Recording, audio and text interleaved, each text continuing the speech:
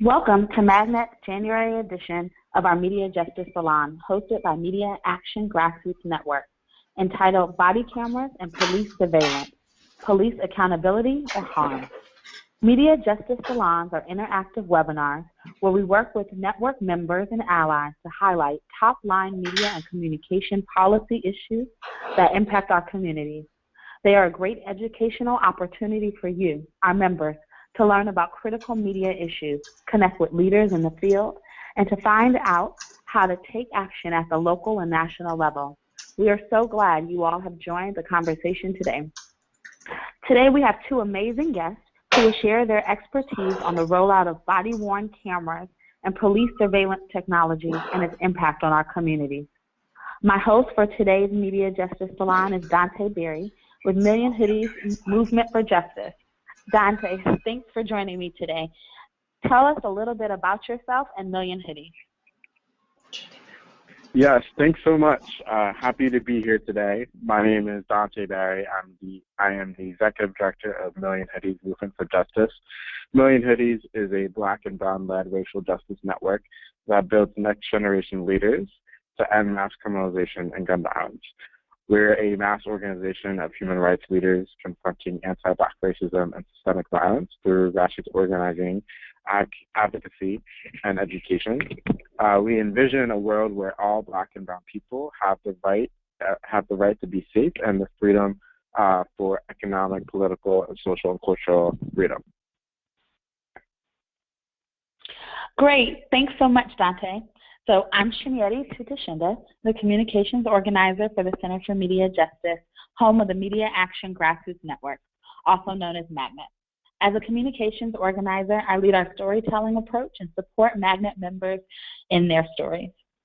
Magnet represents over 150 social justice, media, arts, and cultural organizations from all around the country. Together, we are working to advocate a people-centered media justice agenda. As a national network, we amplify our local grassroots voices, ensuring your on-the-ground expertise influences media policy debates.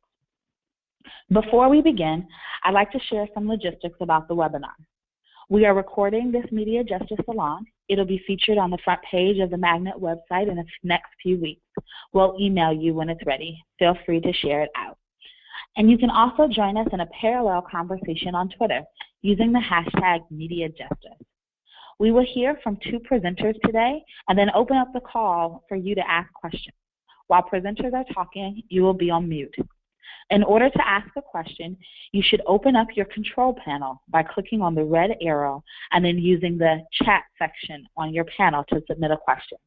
You can also send your questions to Shiloh via email at shilo@mediajustice.org. To begin, we want to share a little background for today's call and why it is so timely and important. Thanks so much. On today's webinar, we'll look at what our community can do to make sure our city government embed transparency and civil rights principles that can prevent or limit the deployment of body-worn cameras and other surveillance technologies. In joining this conversation, we hope that you will see the power we as community organizers can have by using the tools and strategies to organize communities on the ground. We'll learn how organizers in Los Angeles took actions against body-worn cameras and drones, as well as the national research being developed to track and understand the rollout of body-worn cameras. Now I will pass back to Nure to introduce our speakers. To help us understand these issues of surveillance that Dante just described, we have an amazing lineup of speakers. Hamid Khan is the coordinator of Stop LAPD Spying Coalition based in Los Angeles. The coalition works to raise public awareness and mobilize grassroots organizing to combat the police use of surveillance, spying, and infiltration against targeted and marginalized communities and social movements. Harlan Yu is a principal at Upturn in DC, which works alongside social justice leaders to shape the impact of new technologies on people's lives. Harlan has been working closely with major civil rights organizations to examine law enforcement's use of body-worn cameras and other emerging police technologies. He has a PhD in computer science from Princeton University. We're excited to have you both here with us today. So let's dig into the conversation with our first presenter, Hamid Khan. Hamid, can you kick us off? Sure. Thank you all very much, and greetings from Los Angeles. And thank you for the introduction for the Stop LAPD Spying Coalition. Just real quickly that I am the coordinator of the coalition, but I'm bringing the voices of many, many people who've been involved in this fight, in this battle against state violence, against state surveillance, spying, and infiltration, and how our lives are constantly being tracked and traced, and basically trying to take it beyond the surveillance by law enforcement, but looking at the whole structure, that how our bodies are being policed and how these things get operationalized. When we speak about social control, what does it really mean in our day-to-day lives? Today's conversation, I was asked to speak about the issue of drones and also touch a bit about body cameras. So that's what I'm going to do, and I'd be happy to answer any questions whenever that comes up. So if we can go to the next slide. So in order for me to have this conversation, I just want to anchor or ground this conversation in a couple of things. One is that what are some of the guiding principles for the Stop LAPD Spying Coalition? And just to quickly go through this slide, there are four basic guiding principles that we have embraced and looked at as we build our movement here in Los Angeles. Number one, that when we speak about surveillance and spying and infiltration, it is not just a moment in time, but a continuation of history. So this is not just something that happened yesterday or after 9/11 or the last 20 years. This has been going on. And while many folks do speak about COINTELPRO and the FBI programs of counterintelligence, in reality, what we are looking at is that local law enforcement and police, as they started way before the federal government or COINTELPRO or the FBI was even formed. And that was as they had formed these red squads, which were these covert sections within police departments going back to the 1880s. Then the other element that we always look at is that how the creation of the other is always there, the dangerous element to justify these policies, to create legislation, to finance structures, and to operationalize these tactics on a day-to-day basis that an enemy is always constructed. So right now, over the last 25 years or so, the current flavor of has been the terrorist Muslim, but throughout history, we've seen that how communities and people have been criminalized and demonized in popular culture as a native, savage native, the criminal black, the illegal Latino, the manipulative Asian, and now we're looking at the terrorist Muslim. The third piece is, and these are all the organizing principles that we look to debunk in our work as well. The third piece is to desensationalize the rhetoric of national security, that it's not just the Russians are coming or, the anarchists are here or people are here. It has always been a part and parcel of law enforcement. It's always been a part and parcel of the state and the state corporate state structure, that how they have always been like very much a part and parcel of our lives. So it's not just something that's going to happen all of a sudden. So we try to desensationalize this rhetoric as well. And our primary goal is our primary goal is to dismantle it. We don't engage in a reformist work. It's really looking at the structure as how unless we dismantle this thing, and we come from an abolitionist point of view and our abolitionist approach to these things. So in essence, what that helps us to do is to build power, organize, to continue to do grassroots organizing, and to really take it out of the constitutional framework, which really most of the times the conversation or the challenge gets stuck within the legal framework or the constitutional framework, but our goal is to really take it beyond that and to really look at how we dismantle that. Next slide, please. The second thing I want to just ground this conversation is to, when we speak about any technology or any programs, we cannot have that conversation in isolation. We need to look at the much larger apparatus that exists, and in this case, where do body cameras fall in the larger architecture of surveillance? Where do drones fall in the larger architecture of surveillance?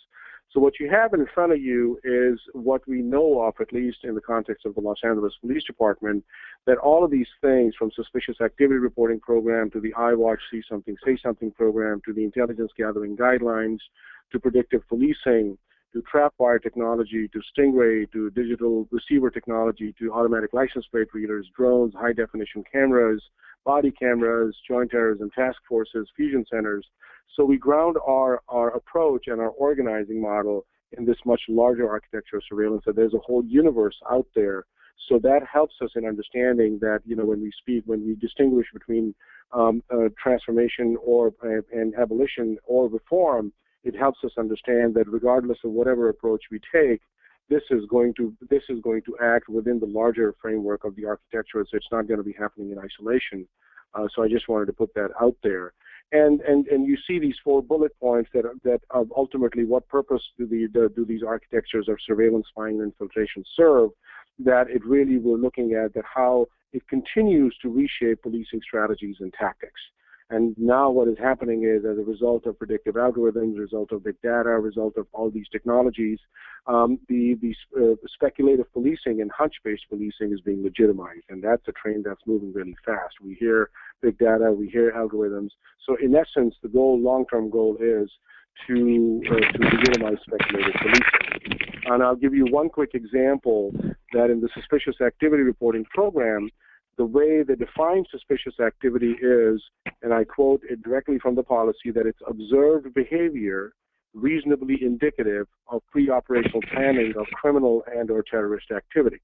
So when you break it down that someone's behavior is being observed, that reasonably indicates there is no probable cause, no reasonable suspicion, that reasonably indicates of pre-operational planning, that somebody's thinking of doing something wrong. So just want to throw that out there.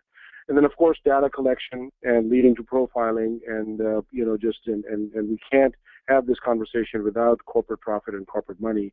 And when I speak about profiling, I'll give you one quick example that 2 years in a row, in 2013 and in 2015, the Inspector General of LAPD released an audit of the Suspicious Activity Reporting Program, which is a counterterrorism program.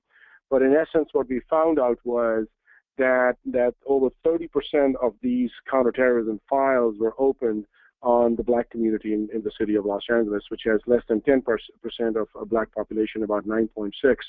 And in the gender count, out of the total files that were sent to these fusion centers, 50% were open on black women. So in essence, what we are seeing is that racial profiling and the same communities that have been impacted historically continue to be the target of these programs. Next slide, please. Which basically, and I'm going to quickly go through the body camera piece because I was asked to speak about the drones, that once this body camera debate had started, at least in Los Angeles, we had come out immediately. We had come out rejecting these proposals, and for several reasons. I can quickly go through those as well.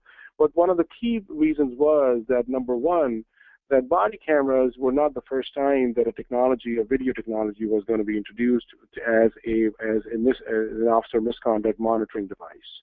In Los Angeles, what had happened was that Los Angeles was under a federal consent decree for 13 years, for 12 years, from July 2011 to 2001 until May of 2013. And that was imposed on the city of Los Angeles for the corruption and several other scandals that had erupted in the late 90s by the Department of Justice. One of the conditions that the Los Angeles Police Department had adopted was the installation of dash cameras or in-car video cameras. So there was a lot of hoopla about it and a lot of fanfare, and so they installed these things in 2010 finally in 300 patrol cars.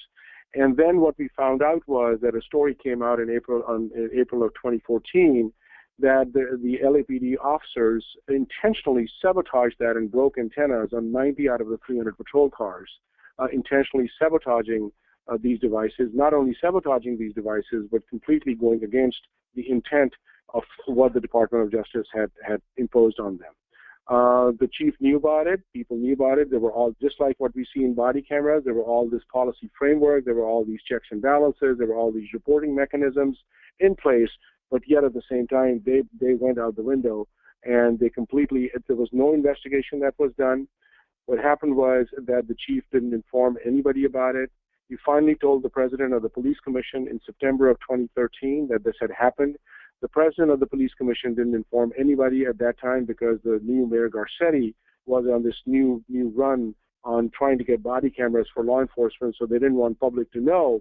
And then they launched this pilot program of the body cameras in January of 2014, where the 30 body cameras were started being used by law enforcement in the city of Los Angeles. But what this goes to show is that it is like, regardless of what equipment that is being used, and this was just one example that I'm giving you. LAPD, as of last month, is still coming out when we're finding out that they're manipulating their reports. We're finding out that how they're lying, and they basically have been altering their reports as well.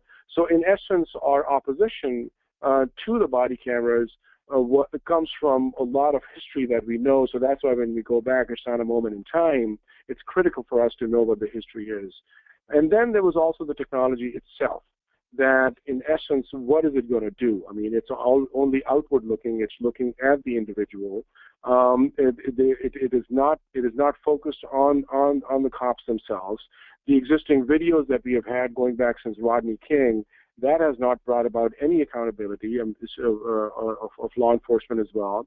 They are known to manipulate these equipments as well. And now we also find there's a big sort of a mini political crisis going on in the city of Los Angeles, because what was budgeted originally for body cameras, all of a sudden now it's gone for a city council to vote on.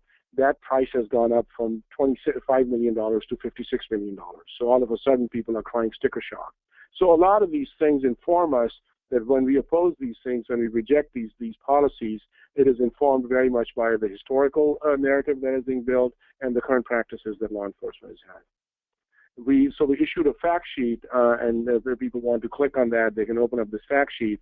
The process that happened was that in January of 2015, then, they organized 2 community hearings about the body cameras. But what was quite interesting was that from the get-go, they had said that we are not here to discuss the feasibility of body cameras. That is a foregone conclusion. We only want to speak about what policies would govern these body cameras. People had mobilized on both these community hearings. People overwhelmingly were opposed to the use of body cameras, but the police commission went ahead and we had published this fact sheet laying out why we were opposed and why people should be rejecting this. Next slide.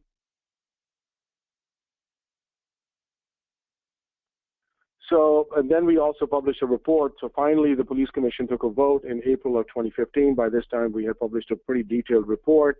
Please feel free to open up this report. But several things that we highlight in this report is, again, that the kind of data mining that goes on, that where would all this footage go? Well, while many of these civil liberties groups and national advocacy groups were laying out a civil rights framework, we were actually calling out that no, this is not going to work.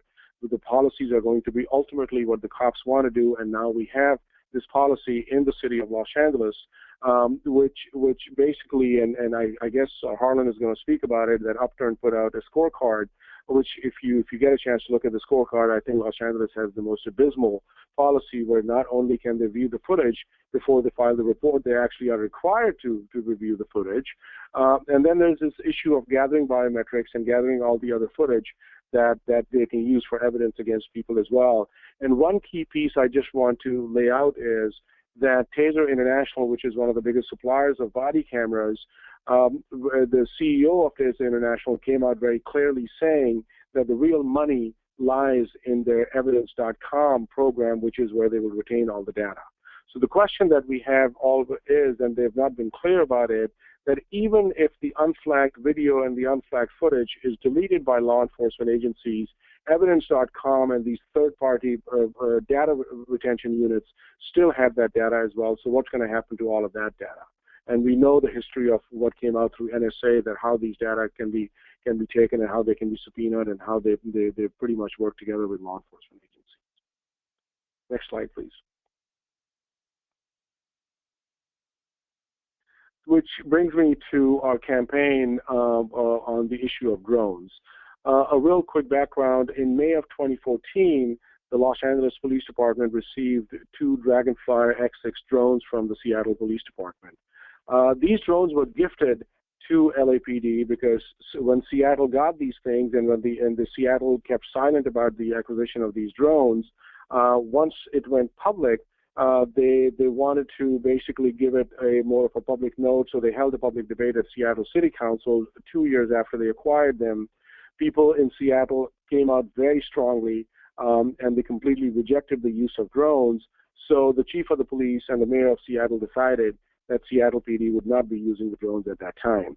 But the issue was that the manufacturer was not going to take these drones back.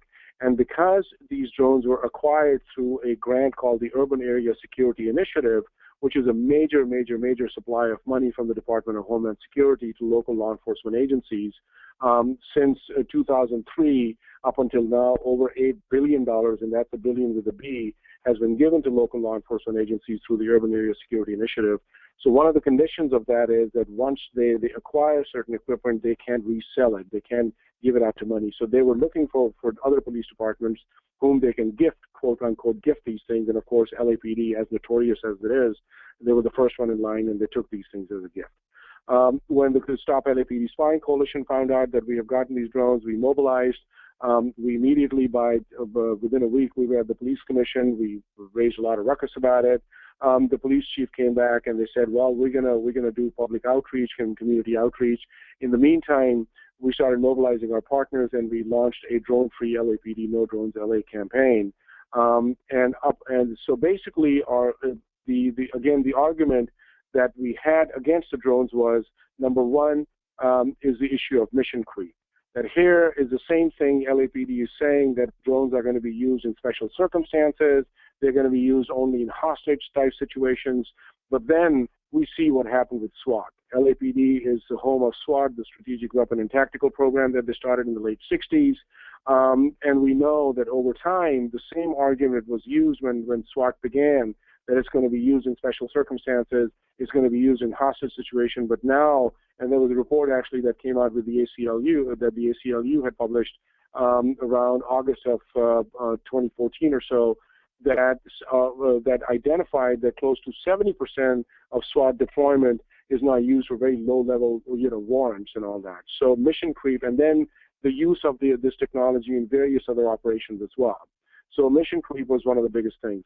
Then the militarization of law enforcement. I mean, a lot of folks have been talking about, particularly since Ferguson, about the militarization of law enforcement.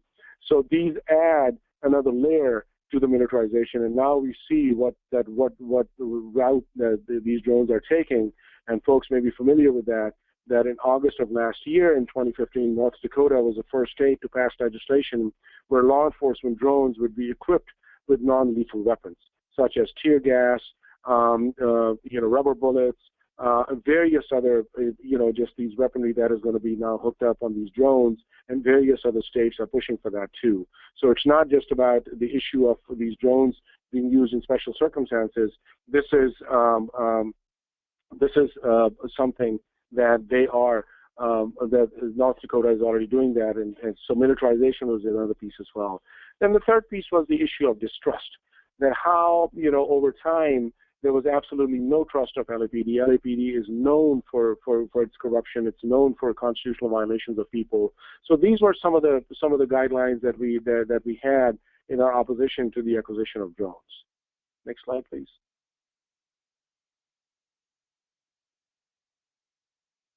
So in essence, what we did was we launched this campaign. It was a very public campaign. It got a lot of media coverage. And then we found out that originally these drones were housed at the Department of Homeland Security office, but because of the work on the ground, because of a lot of mobilization, those drones are up to till now are still grounded. LAPD is not using them. They keep on telling us that now they're housed at the Inspector General's office. The mayor's office keeps on telling us that they are not being used, but our demand is that these drones need to be either dismantled or sent back to the manufacturer. But in the meantime, what we did was, as a part of our campaign, we started a petition drive.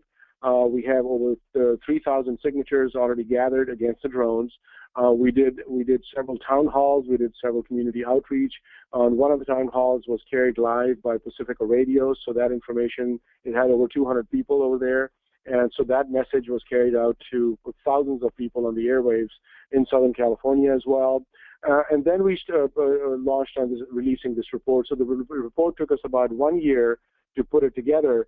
But a couple things about the report, that to our knowledge, this is the first grassroots community participatory research type report that has come out. Mostly we see reports coming out of the academia or major law firms, nonprofit law firms like ACLU and other national organizations which are not just in contact with the local communities.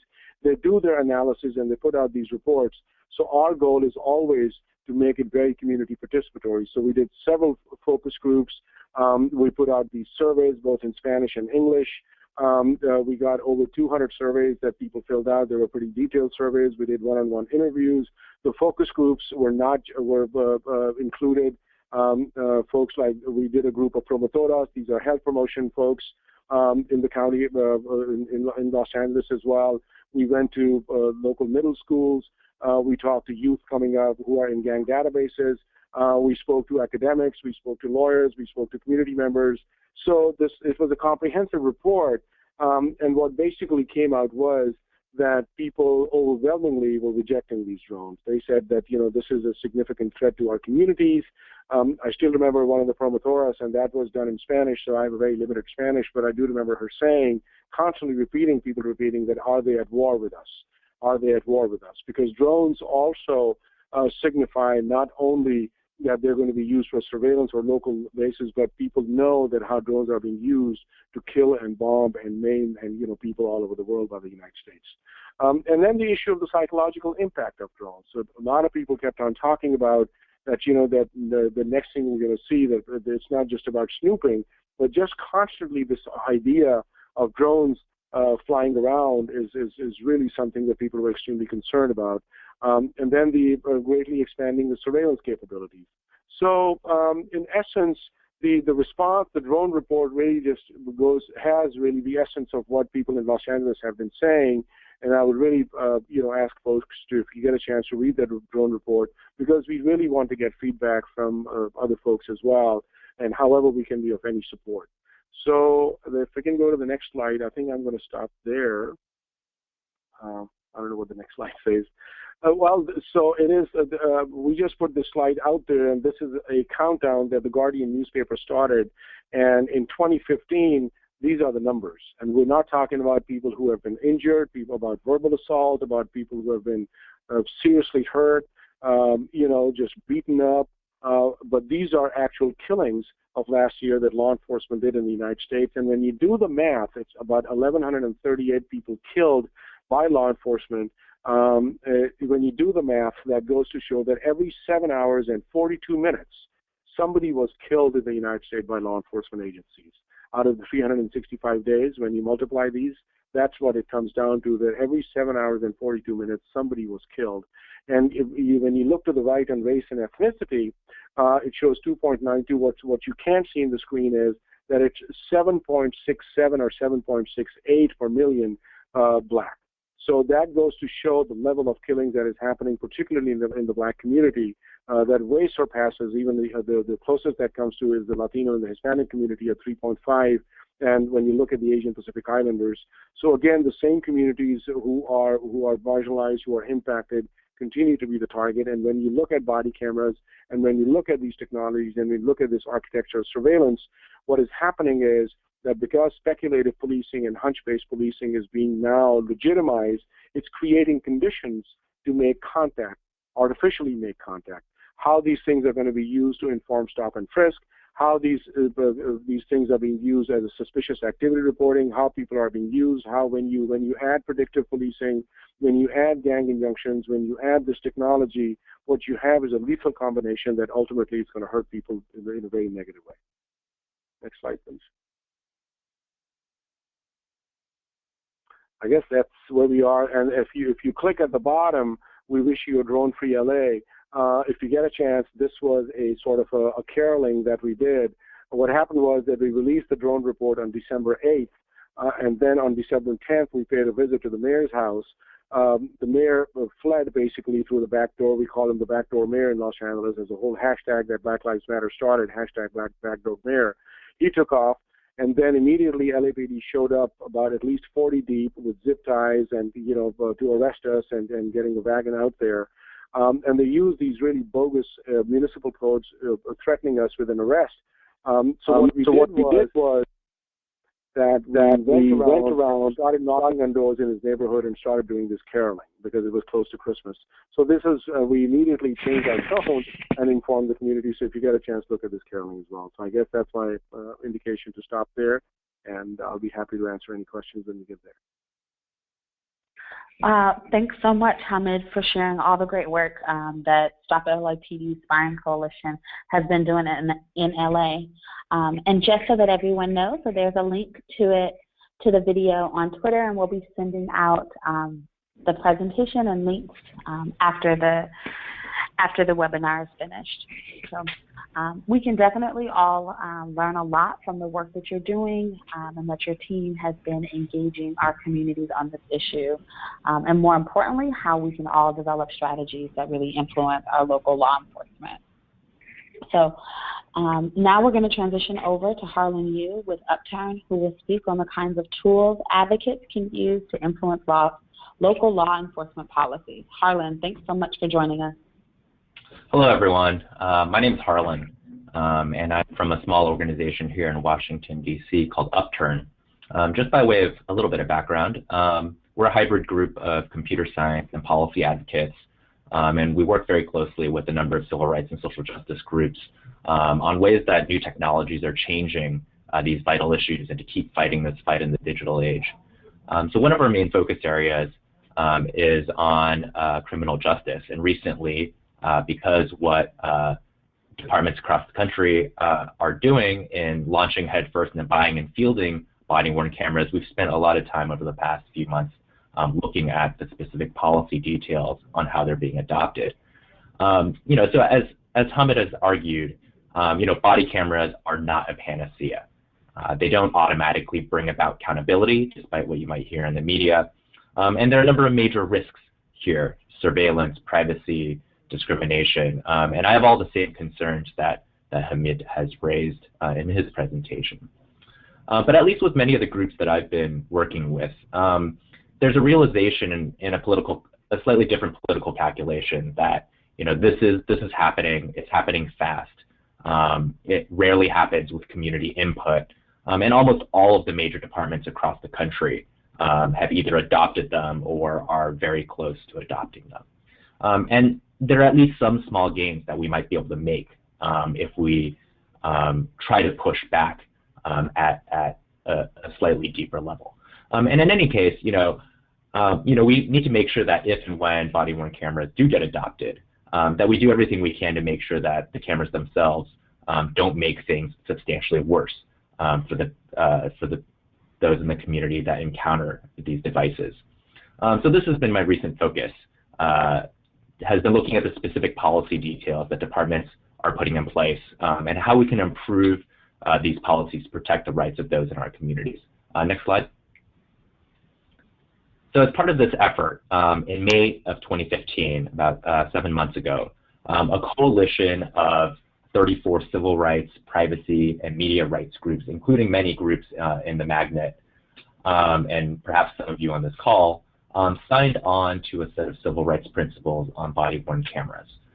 There was a set of 5 principles that essentially said that all of these groups weren't necessarily on board with adopting body-worn cameras, but given that it's happening, they wanted to urge departments to make sure that there were carefully crafted policy safeguards in place, that these devices didn't become new instruments of injustice, but rather could be tools for accountability as promised. So there are a set of 5 principles. One was developing camera policies in public, which is a very basic principle of making sure departments get community input. Second, to commit to a set of narrow and well-defined purposes. As Hamid also argued, there is a huge potential here, and we've seen this in the past, of mission creep. So having the departments commit to a very narrow set of purposes off the bat is at least one minimal step that they ought to be taking. Third, specifying clear operational policies for recording, retention, and access. There's a lot of leeway here in terms of what the policies are, and these policy details really change how these devices are used and what the impact these have on communities. And I'll talk a little bit more about that in a second. Fourth, about making footage available to promote accountability. Again, if this is a tool for accountability, the public, or certainly at least people who are filmed, ought to be able to see that, and we're not seeing that in many cases.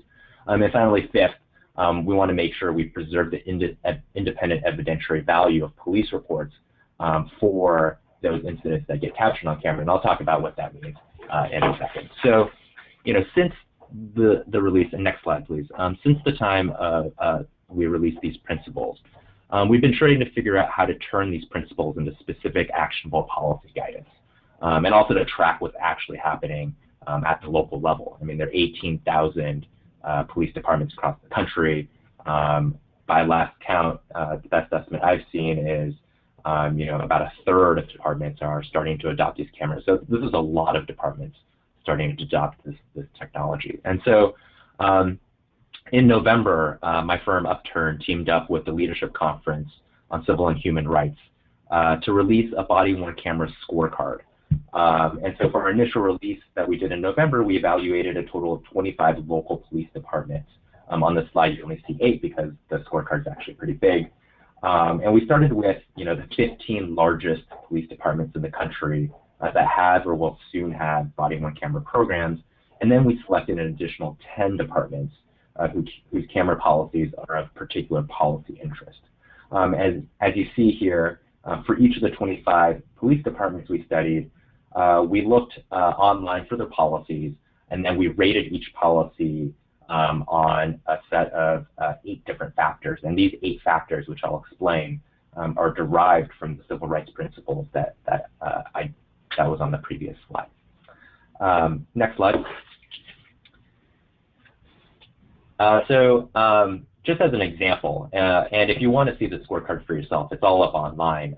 It's up at bwcscorecard.org, BWC obviously for body-worn cameras, scorecard.org, and you can see everything. But just as an example, New York Police Department, what we did was we looked at New York Police Department's policy, and then we rated the department's policy on these 8 factors on a 3-level scale. So a red X means that department policy either doesn't address this particular issue, or the policy runs directly counter to the criterion that we've set out. A yellow circle means that the department partially satisfied our criterion, and a green check mark means that the department fully satisfied our criterion. And again, I'll explain in a second what these mean. Next slide. And so for each department and for each criteria, what we've also done has been to pull out the specific policy language that department is using. This is an effort to try to expose to activists and to the departments themselves, what this language is, what good policy language looks like, what bad policy language looks like, in an effort to allow everyone to kind of cross-compare what good protective policies are and what bad destructive policies also look like. Next slide. And so I'll quickly run through each of the 8 evaluation criteria that we use. So the first criterion is the most basic.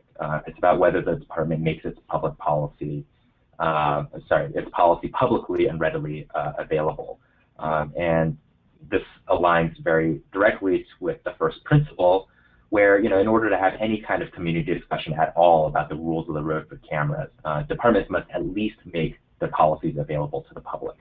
And what I've been hearing from a lot of departments is this is actually pretty new for departments, where they see body-worn camera policies as initial department procedure, where oftentimes they just develop that in private, maybe talk to the unions, and they don't really see that as a public document. But I think the attention on body-worn cameras is actually changing how the police are starting to do business, which I think gives activists and advocates a foot in the door to start a conversation with their local departments about what these policies, not just around body cameras, but around other police practices actually are. So a department would only get a green on this criterion if it actually publishes its most recent publicly available version of its policy on its website, and in a location that's actually easy for people to find.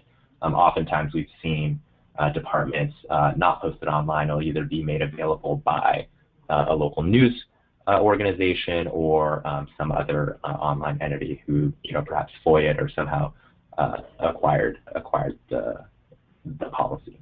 The second criterion that we used was whether the policy limits officer discretion on when to record. Based on many early experiences that departments have gone through with body-worn cameras, when officers have had too much discretion, for example, about when to turn cameras on and off, what has happened has been many use of force incidents were not captured on the camera, on footage, which gives police officers the ability to turn the camera on when it benefits them and turn the camera off if they perhaps want to do something nefarious. So having a policy that limits what the officers are allowed to do in the field is an extremely important policy detail. So the department would get a green here if the policy clearly describes when officers must record and requires officers to provide concrete justifications if they fail to record something that's required by policy to be recorded. Next slide. The third criterion is whether the policy speaks to personal privacy concerns. There's a worry amongst many in the community that cameras will capture individuals in some of the worst moments of their lives. I mean, think about an officer who arrives on a call to find a victim of sex crime or heated domestic abuse. Tons of sensitive material can be captured on camera, in addition to the general concern about widespread surveillance that these cameras enable. But at a minimum, at least these policies ought to specifically protect categories of vulnerable individuals where, in certain cases, officers ought to get informed consent of the individual to continue recording. The fourth criterion is a really critical issue and among the most contentious right now in the body camera debate. And that's about whether the policy prohibits officer pre-report viewing. And what that means is when officers really are able to review their own footage when writing up a report about what happened in the incident. So, footage can obviously help everyone gain a more clear and accurate understanding of how a particular incident unfolded. But there's a major concern here that a practice of allowing officers to watch the footage during the process of writing the report about what the officer saw gives officers an undue advantage, over other witnesses in a court of law. Because by allowing so-called pre-report viewing, what will happen is that statements from officers will always appear more accurate and perhaps more credible than other witness statements, which unnecessarily tilts the justice system even further against criminal defendants. Put another way, it's unlikely that any prosecutor or investigator would ever afford other witnesses the ability to watch footage of an incident before getting an untainted statement from them. And so this should be no different for officers. Pre-report viewing creates an uneven playing field. In the worst case, an officer could conform his or her report, only to what is shown in the video to conceal nefarious behavior, rather than have to report on, independently on what he or she actually saw. So departments would only get green here if the policy requires officers to file an initial written report or statement before the relevant footage is reviewed for every single incident. Obviously, after the officer files an initial written report, he or she ought to be able to watch the footage just like anybody else, and then perhaps file a subsequent secondary amendatory report to reconcile any differences between what the officer says he or she initially saw and what actually is shown in the video. Next slide. So we're halfway there. Criterion 5 is about whether a department limits retention to footage. And so you can imagine an officer wearing this camera all day on his shift, 12 hours of footage multiplied by, say, in LA, 7,000 police officers. We're talking about a ton of footage being recorded. The vast majority of this recorded footage really serves no accountability or investigative purpose. So departments really should keep the footage around for a short amount of time, not just because of downstream surveillance concerns, but also because of the cost issue. As Hamid mentioned, evidence.com is extremely expensive for departments to store this footage. And this is millions of taxpayer dollars a year going down the drain to store footage that really has no accountability purpose. So a department would get green in this column if the policy requires that the department delete unflagged footage within 6 months. So unflagged footage here means a piece of footage that isn't salient to any investigation or any perhaps claim of misconduct that shows the police behaving poorly. The sixth criterion is whether the department policy protects footage against tampering and misuse. This is pretty straightforward. Officers in some cases have the ability to tamper or access the footage in an unauthorized manner, maybe release it in an unauthorized manner, or they might just delete or modify the footage. So we want to make sure that policies expressly prohibit that activity. And further, it's possible for many of these backend systems to view footage to log all accesses. So anytime anyone watches a piece of footage, it logs who watched it at what time, and perhaps even requires the viewer to put in a specific reason. That allows both the department and outsiders perhaps to audit after the fact and better understand how footage actually is being used. All right, next slide. Seventh, we looked at whether departments make footage available to individuals filing complaints. Obviously, if the promise of body-worn cameras is accountability, the public and certainly people who are filmed ought to have access to that footage. And in many cases, what we've seen is departments punting to the state Freedom of Information law or the Public Records law to provide access to footage.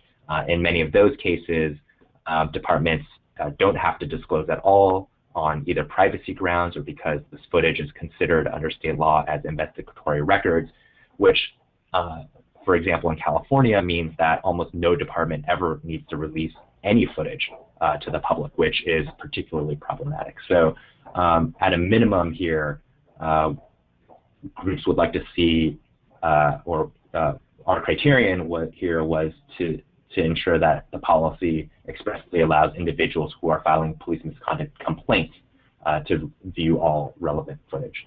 And eighth and finally, there's a concern here about how biometric technologies get used in conjunction with body-worn camera footage, whether in real time as an officer is walking his or her beat, being able to automatically identify who the person is standing in front of them, or after the fact using facial recognition and other kinds of advanced biometric searching tools to harvest information across a huge repository of information.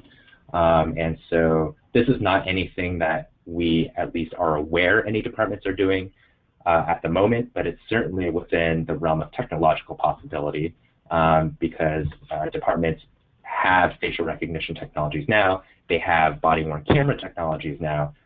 While they aren't yet integrated as far as we know, it's certainly possible to combine these two, and that produces a particularly disadvantageous result. Okay, next slide. So this is just an overview of what the scorecard is. As I said, we reviewed 25 departments across the country. Obviously, there are many more to look at. And so what can you do? I think there are three things. And these are the three ways that I think you might be able to use this scorecard in your own advocacy. So the first thing is to really understand the details. Look at what your local police department is doing. If your local police department is one of the ones that we already scored, well, you have a cheat sheet into what the details are and what to say. If not, look at your department's policy. Try to find it and evaluate it using this methodology in light of the principles and these criterion, and see how well they match up. After you've done that, the second thing is to push back. Look at the scorecard at what better language looks like. Look at the green check marks in other cities and other jurisdictions. that are doing things better than your local police department. And bring those specifics to community meetings, to city council hearings, to state legislative meetings. Bring those details and suggest exactly where the police department can do better. And the third thing you can do is to help us with this effort. We want to expand the scorecard to all the major cities in the United States, but it's a lot of work. So if you want to contribute to this effort, or if you have any questions at all about the scorecard or how to use it or any of the details in it, I'd love to hear from you. Thanks. Thank you, Harlan, for that really great presentation. CMJ was one of the organizations that's really happy to have been a part of this process and really helping to get the information out about the policy scorecard. Before we open it up to the group, I just want to see if Dante, if you have any questions, if you'd like to kick it off to our presenters.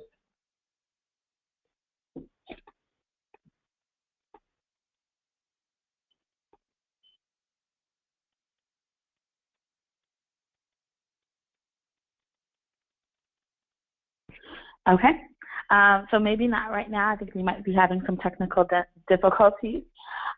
So first, I wanted to just let everyone know that we're in the process of unmuting people and wanting to see that this is the opportunity for us to, for you all to be able to engage in the conversation and to see if you have any questions that you have, you can send them again in your chat box.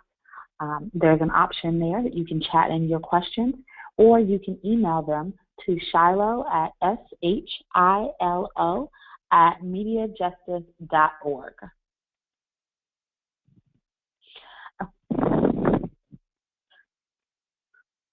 Okay, so I have the first question, and this is either for Hamid or Harlan.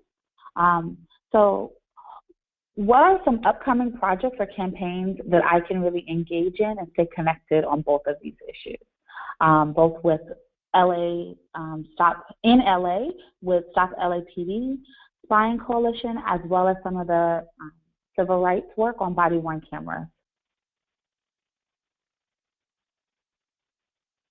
Well, so that's either for Harlan. Hi, this is Hamid. Yeah, I think we would love to, when I was speaking about the reports and everything else, that for us, when we talk about call to action, is like, how can we support other people's work in other places as well? This is our research, this is our organizing, this is the fact-finding, this is the impact that we are seeing.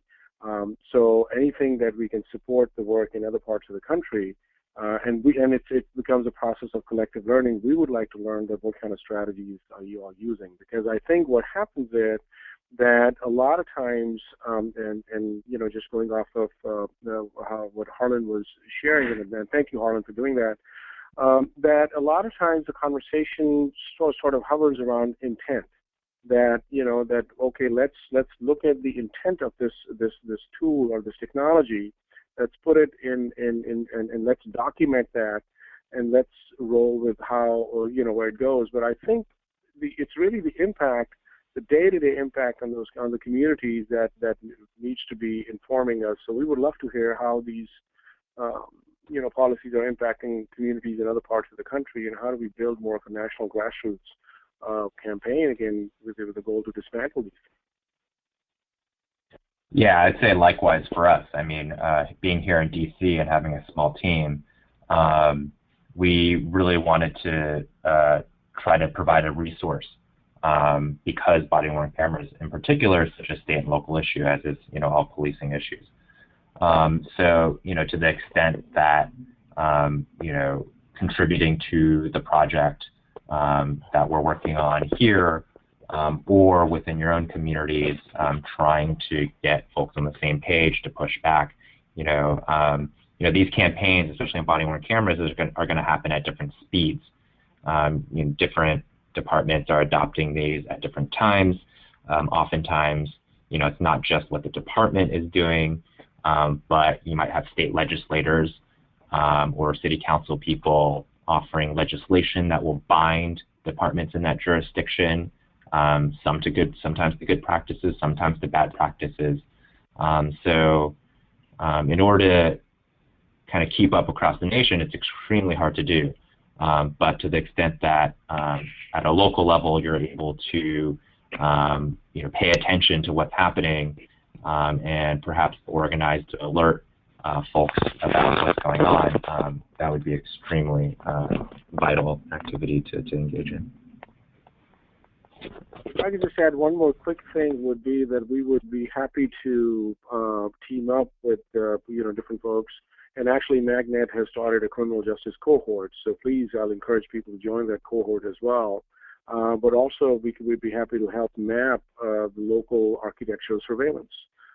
What tools are local police departments using? Because I think it's really necessary for different jurisdictions, different places to have that information, that whenever they are looking at these things, they're not looking at body cameras or drones in isolation, but how do they fit the larger structure, and what would be the potential impact? Thank you so much for that from both of you. So I'm going to then, Hamid, since you were talking, I have one more question from you. So where do we start to push back on surveillance in our communities? How can our cities really stay connected so that we can learn from each other? So I know you mentioned the Magnet Criminal Justice Cohort, and we can talk a little bit more about that later and make sure that people get information, but are there other ways? I mean, I think for us it was,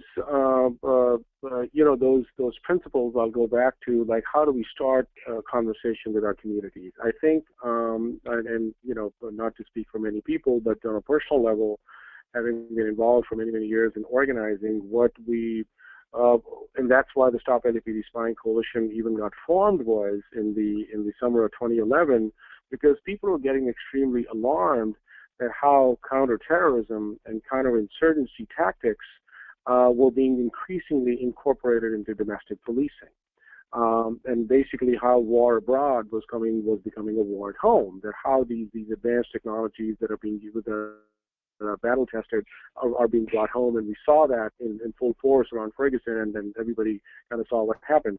So it was critical to really start having this conversation to demystify the notion of surveillance, and to look at our own social justice movement building as well. And while there's been a lot of grassroots movement building around housing rights, around immigrant rights, around racial justice, around economic justice, around various other things, but why is not there a grassroots movement around surveillance, spying, and infiltration? Why hasn't there been? Because historically, what has happened is that it is seen within the limited sort of lens of constitutional rights. So we, in essence, we give our rights away to the legal community, that, okay, they would represent us, and we know the state of the federal courts and the court system as well. So I think that was really the key, that it's really time to really start bringing that power back on a local level, where others are not speaking for us, others are not representing us.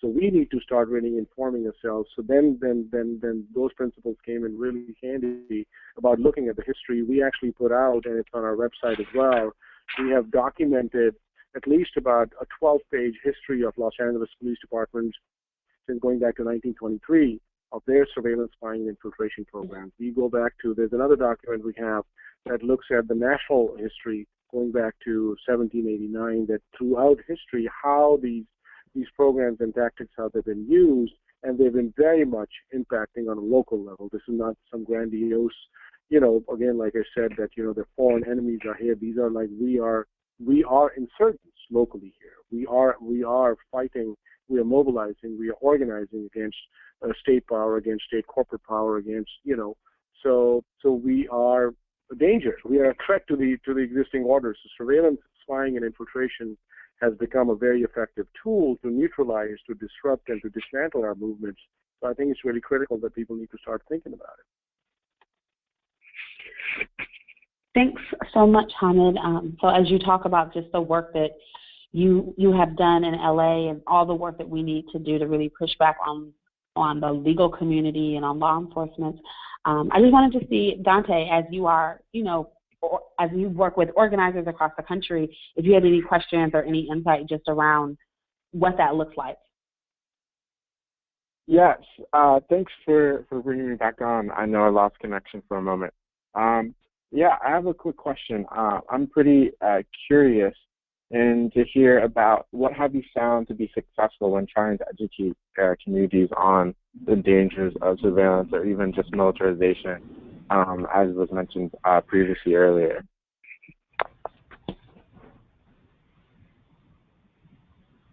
Sorry, was that for Hamid or Hamid? This is for either of you. Hamid, you probably have more to say on this topic, yeah. Well, Dante, I think it's really so. In order for me to answer your question, let me just kind of bring another layer to it. That just actually yesterday we've started a new project where we are now looking at this interconnectedness between public benefits and surveillance. That how information gathering, information storing, and information sharing is used to really demonize and criminalize, for example, people who have Section 8 vouchers, people living in public housing. How that is being used to criminalize and demonize people who are on Medicaid or food stamps and have EBT cards and all that. So I think it really has to, going back to that when we take the sensationalism out of this conversation, and the Stop LAPD Spying Coalition is based out of Skid Row in downtown Los Angeles. It's housed at the Los Angeles Community Action Network, which primarily works with unhoused communities in Los Angeles. So our earliest outreach was to the homeless community in Los Angeles when we started talking about surveillance. Because for us, it was also critical to help develop our own language as well. And immediately, when you speak to people, I mean, whose bodies are constantly being traced and tracked, I mean, there was no complications about it. People get it. So I think, in essence, so that was one thing. The second thing was that we need to take it beyond privacy, because a lot of this debate around surveillance and spying and infiltration hovers around privacy. But quite frankly, you know, many of our communities, I mean, at least speaking for myself, and I've been organizing in the South Asian community and now outside of the community, South Asian community as well, many of our communities haven't had that privilege of privacy, because privacy is not really a right. It is just, it's a privilege that you know, many of the communities have had and experienced that. So when we take it out of the realm of privacy, then the conversation takes on a different significance as well. So these are the ways, and what we are seeing is that one of the results that we are seeing now is that even in our conversations locally, and particularly now with the Black Lives Matter movement and several other, you know, campaigns going on, that people are beginning to use the terms surveillance. People are beginning to use the term infiltration. It's not just speaking about it in a historical context of COINTELPRO or the FBI, but this is very real. And lastly, I would say is that this is also on our website too, that this 2015 May Day, we went out, and what we are doing is that when we go out on these protests, we have about 8 or 9 of our folks with cameras that we completely focus on law enforcement. We look at what units that they have on the ground. We look at what equipment they're using. We look at what vehicles they're using. We look at their interaction with private security guards.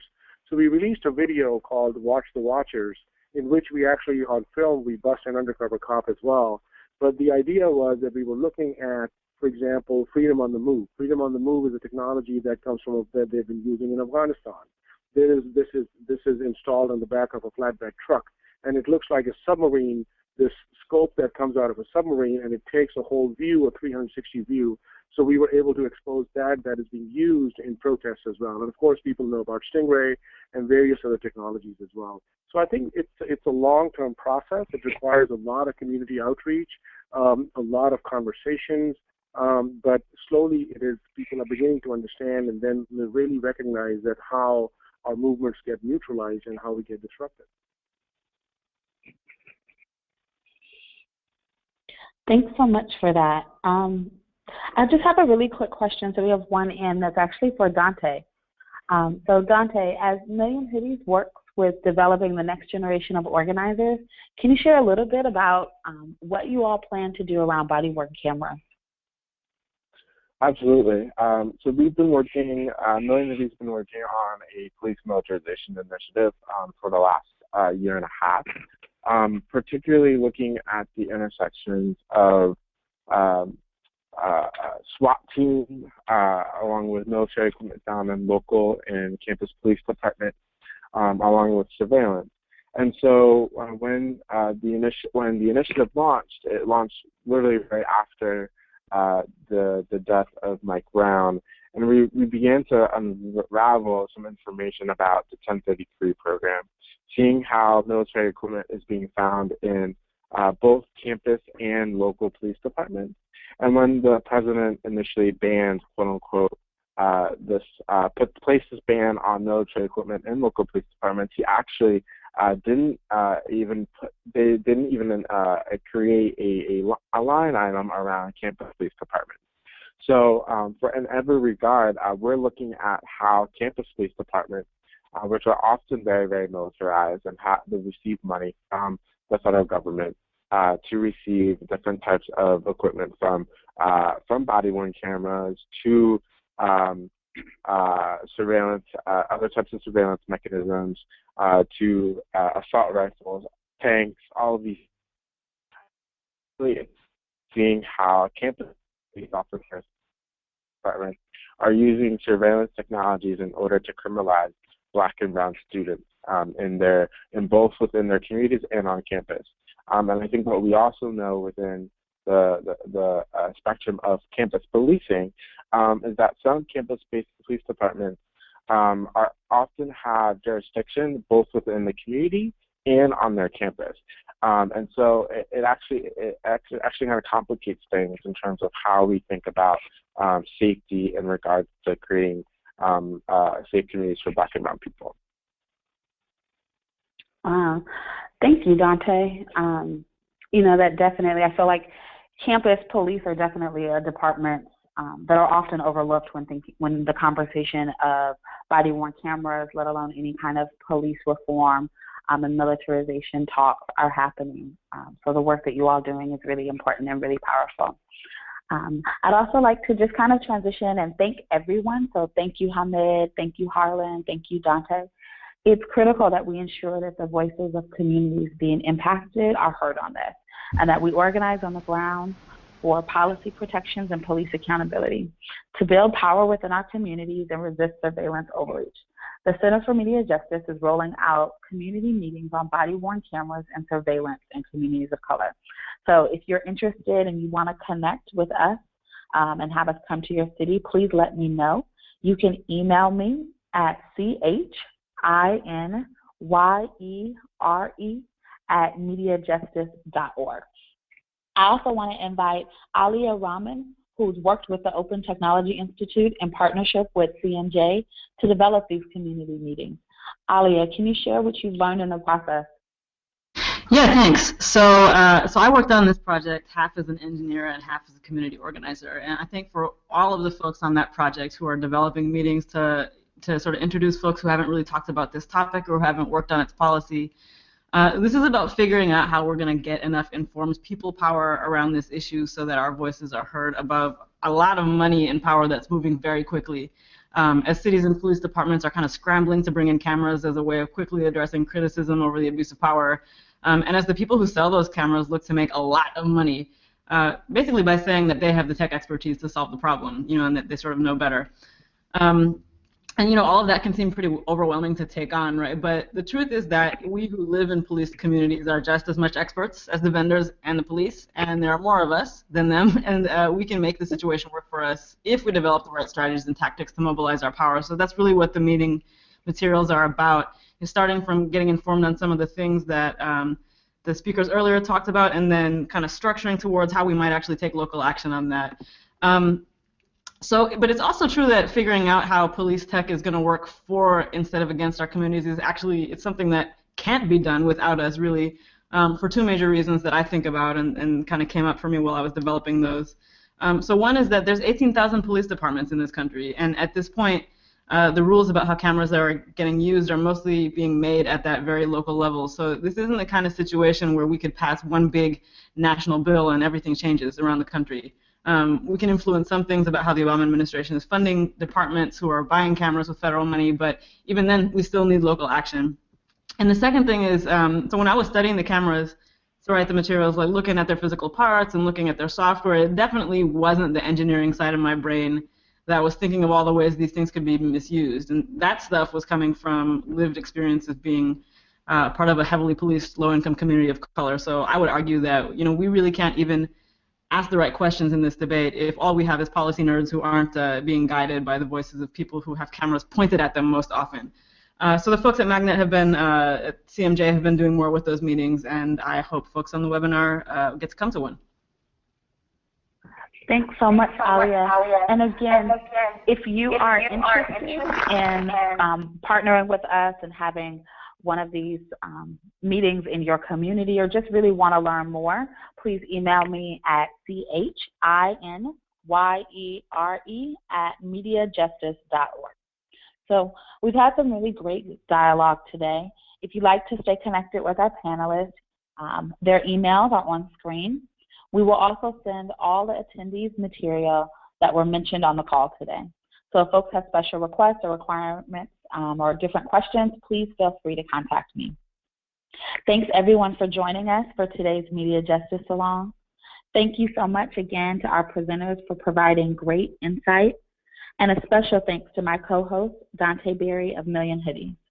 A recording of this webinar will be available on our website in the next few weeks. Once you log off, you will receive a short survey in your browser window to evaluate the webinar. Please take a minute to fill out. We value your feedback.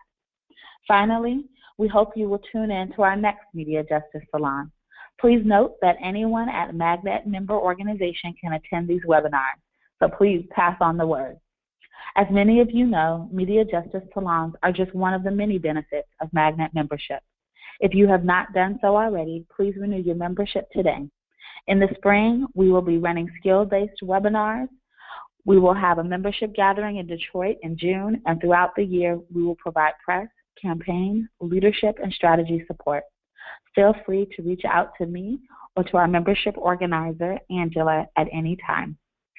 Also, Magnet is a grassroots-powered organization that relies heavily on contributions from our friends to build power and win victories. Please consider making a donation at mag-net.org.